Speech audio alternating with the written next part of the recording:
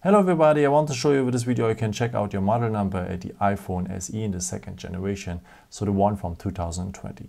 For that we will go to the settings and then we will need here the point General and then we will need the first point here About.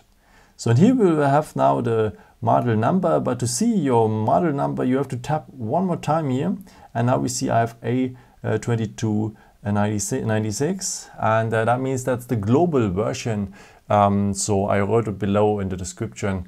If you have the A2275, it's the one for North America, and if you have the A2298, you have the exclusive version for China.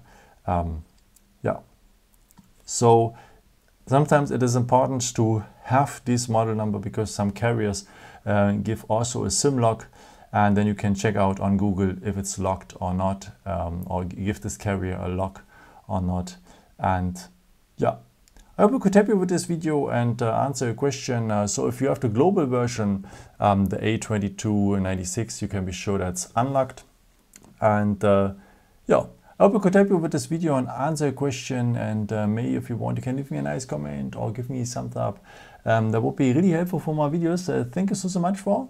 And yeah, I've created also some other videos if you're interested in, or maybe just subscribe me. It would be really a pleasure to see you again. And yeah, maybe until next time. Ciao.